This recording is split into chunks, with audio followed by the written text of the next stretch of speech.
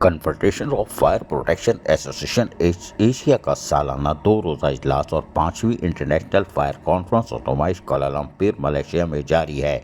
लेकिन पाकिस्तान की नुमाइंदगी मुमताज़ fire fighting instructor Ahmad Chauhan कर रहे हैं, जबकि पाकिस्तान ने शायद वफ्द नहीं भेजा है। लेकिन बहरहाल confederation of fire protection association का सालाना इजलास और 5वीं इंटरनेशनल फायर कॉन्फ्रेंस और नुमाइश कोलालमपुर मलेशिया में जारी है, जिसमें पाकिस्तान समेत एशिया के तमाम ममालिक के नुमाइंदगान शरीक हैं। पाकिस्तान फायर प्रोटेक्शन एसोसिएशन की जानिब से मारूफ फायर फाइटर इंस्ट्रक्टर और एसोसिएशन के डायरेक्टर अहमद ताहिर चौहान ने पाकिस्तान की नुमाइंदगी की और वाज़ेह रहे कि गुज़िश्ता साल चाइना में होने वाले सालाना इजलास में भी पाकिस्तान की नुमाइंदगी अहमद ताहिर चौहान ने की थी। हरीपुर हज़ारा से ताल्लुक़ रखने वाले अहमद ताहिर चौहान, जिन्होंने रावलपिंडी गार्डन कॉलेज से ग्रेजुएशन की और रेस्क्यू 1122 की इब्तिदाई बैचेस में शामिल करके 2008 तक 2011 रावलपिंडी स्टेशन में ये अहम खिदमात अंजाम दी। बाद मुत्तहिदा अरब इमारात मुंतकिल हो गए, जहाँ हम हुकूमती पोजीशन पे जिम्मेदारियां अदा करते रहे, ताहम अब फायर प्रोटेक्शन एंड सेफ्टी से मुतालिक दर्स तदरीस के शोबे से वाबस्ता हैं।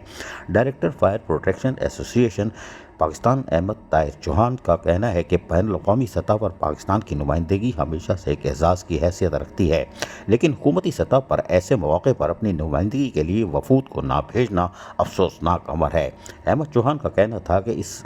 सतह के इजलास में शिरकत करके पता चलता है कि फायर प्रोटेक्शन एंड सेफ्टी के मामलात पर दुनिया कहाँ पहुँच चुकी है, जबकि हम पाकिस्तानी आज भी 1950 के दौर में जी रहे हैं। रेस्क्यू 1122 ने मजमूई तौर पर फायर प्रोटेक्शन के हवाले से बहुत काम किया है, लेकिन हमारे सनती इदारों और तामीराती मंसूबे के दौरान आज भी फायर प्रोटेक्शन एंड सेफ्टी का कोई ख्याल नहीं रखा जाता, जो कि अफसोसनाक अमर है। वाज़ेह रहे कि फायर प्रोटेक्शन के इस अहम इजलास में पाकिस्तान के अलावा Malaysia, Australia, China, Bharat, Bangladesh, Korea, Cambodia, Hong Kong, Indonesia, Thailand के वफूद ने शिरकत की। इजलास के शिरका को मलेशिया में ज़ेर तामीर दुनिया की दूसरी बुलंद तरीन इमारत का दौरा भी करवाया गया, जो कि अपनी तामीर मुकम्मल होने के बाद बुर्ज खलीफा के बाद दुनिया की दूसरी सबसे बुलंद इमारत होगी। अजीज़ आरिफ, KBS बल्दियाती न्यूज़, कराची।